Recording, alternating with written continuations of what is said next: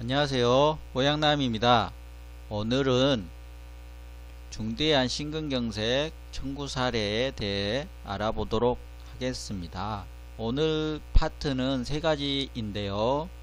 첫 번째로 심근경색을 진단하는 방법, 그리고 진단이 이루어졌으면 보험사에 청구를 하는데, 청구를 하면 보험사는 손해사정을 거치겠죠. 그래서 손해사정 이 부분, 그리고 결과까지, 그리고 마지막으로 중대한 심근경색이니까 이 약관, 제가 항상 말씀드렸다시피 모든 보험은 생명보험이건 손해보험이건 막론하고 보험 약관에 의해서 보험금이 지급될지 말지가 결정이 됩니다. 물론 선행되어야 될 문제는 이 계약이 정상적으로 체결되었느냐, 알릴 의무는 제대로 되었느냐, 자필 서명은 제대로 했느냐, 이런 것이 선행되어야 합니다. 자, 그럼 시작하겠습니다. 급성심근경색의 진단은 다음과 같이 세 가지로 나뉜다. 병원에 도착하면 환자는 우선 심전도를 찍게 된다. 90% 환자에게서 심근경색증을 확인할 수 있는데 ST 구분의 상승과 비정상적 큐파가 보이면 진단은 거의 확실하다. 그러나 일부 환자는 ST 구분과 T파 이상만 보이고 큐파가 나타나지 않을 수 있는데, 이때 비큐파 심근경색증 또는 급성 관상동맥 증후군으로 진단하게 된다. 두 번째, 혈액검사로 심장 근육에 손상이 있는지 확인하는 것이다. 심근경색증 환자는 심장 근육 내에 존재하는 효소 트로포닌 검사하고 CKMB 검사를 합니다. 혈액으로 빠져나오기 때문에 혈액검사로 심근경색증을 확인할 수 있다. 자, 세 번째는 초음파 검사입니다. 심근경색증이 발생하면 심장 근육의 일부가 수축 기능을 상실하여 움직이지 않으며 또 이 부위의 심근이 정상 부위에 비해 얇아진다. 그러나 만성 심근경색증도 수축 기능의 장애를 보일 수 있다. CKMB 효소에 대해서 알아보겠습니다. 심장 근육이 괴사를 일으키면 혈액으로 유리되는 효소입니다. 급성 심근경색의 조기 진단에 이용되는 CKMB는 흉통 발생 후 8시간 이내에 심근세포 손상을 반영하며 60%, 24시간에는 혈중 최고치를 보인다 100%, 72시간 이내는 정상으로 돌아옵니다. 관상동맥이 혈전으로 완전히 막힌 채 뚫리지 않으면 CKMB가 약 하루 만에 혈액 속에 가장 높게 측정됩니다. 하지만 저절로 또는 혈전용해제나 경피적 관동맥 풍선 성형술을 하여 관상동맥이 빨리 뚫리는 경우는 CKMB가 혈액 속에 빨리 분해되어 12시간 이내에 최고치에 도달합니다. 심근 이외의 조직에도 존재하며 72시간 후면 거의 소실되기 때문에 진단에 이용할 수 있는 기간이 짧습니다. 자, 이 문구가 굉장히 중요합니다. 자, 지금 심근경색을 진단하는 방법에 대해서 알아봤고요. 그 다음에 손해사정을 거치겠죠. 먼저 손해사정을 거치는 첫 번째 단계 계약사항을 알아보겠죠. 심근경색에 관련된 부분을 체크를 합니다. 담보내역, 급성심근경색 2천만원, 중대한 급성심근경색 2천만원, 7대 질병수술비 200만원, 7대 질병 입원비 2만원. 이 밖에도 여러 담보들이 있을 텐데 이 부는 4가지 부분이 해당되는 부분이기 때문에 이 담보 내역을 여기에다가 정리해 놓은 것입니다. 자, 그럼 청구를 하겠죠. 청구 내용은 발병 부위, 진단명, 급성심근경색 I21.9 질병 코드 받았고요. 검사명은 심전도 검사, 신근효소 검사, 관상동맥 조영술, 초음파 검사, 치료병원에서 2번 8일 했고 관상동맥 확장 시술을 했습니다. 그리고 당일에 심한 흉부 통증으로 내원을 했다. 자, 검사는 심전도를 했는데 큐파 변성을 보였고 관상동맥 조영술 60% 협착이라고 그랬는데 여기는 자회선지입니다. 그 다음에 이거는 중간 부분 자회선지, 좌전 하행지 50에서 70% 협착을 보였고요. 우관상동맥 대부분 미세폐쇄 및 우후측방 분지 완전 폐쇄, 대부분 협착이나 폐쇄를 보였다는 내용이죠. 그러면 이걸 어떻게 해야 되겠어요? 아까 앞에서 설명했듯이 뭐 있다고 그랬죠? 관상동맥 확장 시술을 했다고 그랬죠. 왜? 이렇게 협착이나 폐쇄를 일으켰으니까. CKMB 효소 앞에서 설명드렸죠. 1.7이 나왔습니다. 조영술 전 1회만 시행했습니다. 앞에서 설명드렸죠.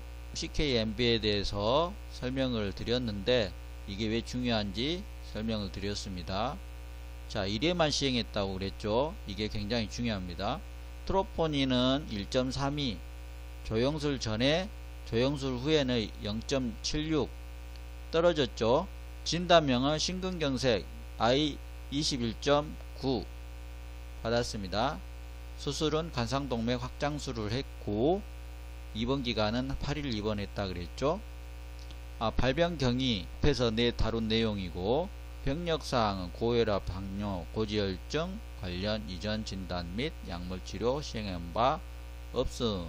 자, 그 다음에 손해사정 결과입니다. 결과서 이거는 약관상 해당 확인 내용, 중대한 급성 심근경색증 관련 전형적인 흉부통증과 함께 심근 조직의 비가역적인 괴사를 가져오는 질병으로 심전도 변화 및 CKMB 정상 범위 최고치의 2배 이상 상승을 한 경우, 여기 보시면 아까 제가 CKMB가 굉장히 중요하다 그랬죠. 정상 범위 최고치의 2배 이상 상승한 경우, 잘 생각해 보세요. 보상하는 손해 해당 여부, 근본 급성 심근경색 청구 관련 확인 결과 피보험자는 흉부 통증 지속되어 심전도 검사, 큐파 변성 및 관상동맥 조영술상 근위부 자해선지 완전 폐쇄 50% 협착, CKMB 1.7, 트로포닌 1.32 0.76 수치로 떨어졌고 확인됨. 다만 중대한 급성 심근경색 관련 큐파 변성 확인되나 CKMB 조영술 후 검사 시행하지 않은 관계로 정상 범위의 최고치 2배 이상 상승 소견 확인되지 아니한 바. 보세요. CKMB 최초 1회만 했다 그랬죠. 트로포닌은 2번 했어요. 그런데 CKMB가 지금 걸림돌이 되는 것입니다.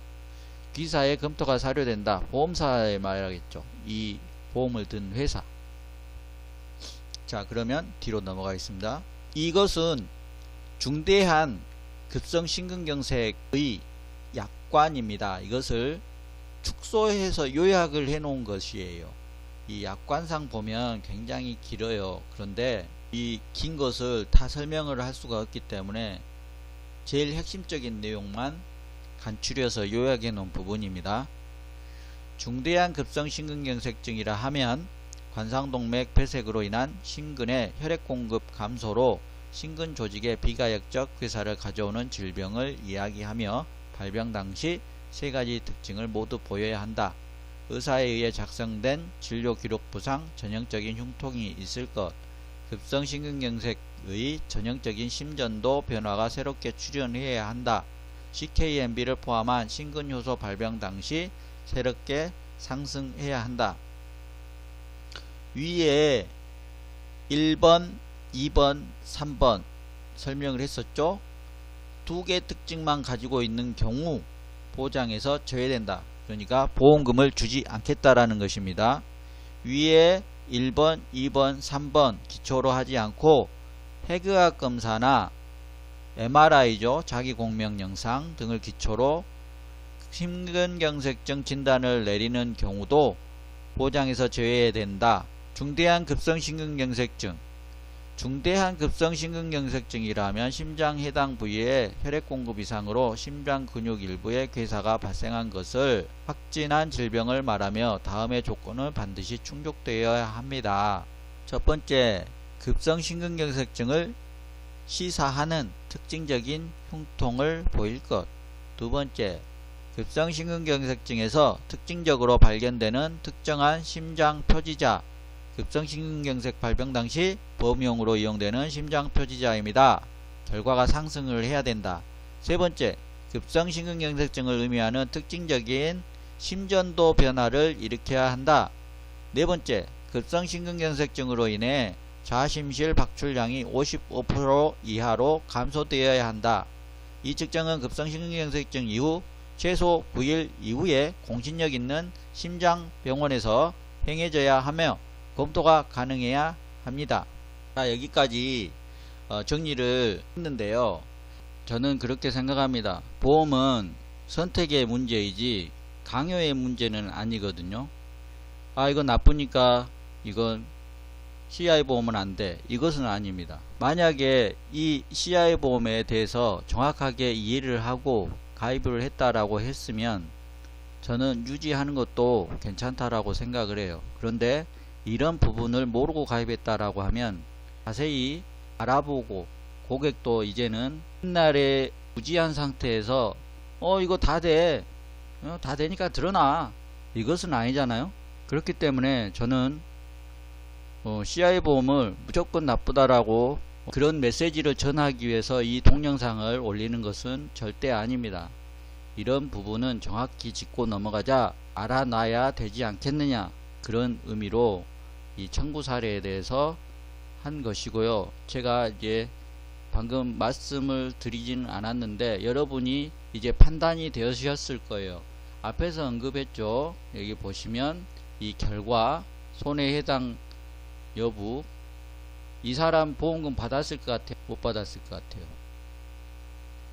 여러분이 생각해 보십시오. 여기에 해답이 있습니다. 끝까지 시청해 주셔서 감사합니다. 구독과 좋아요, 댓글 부탁드립니다.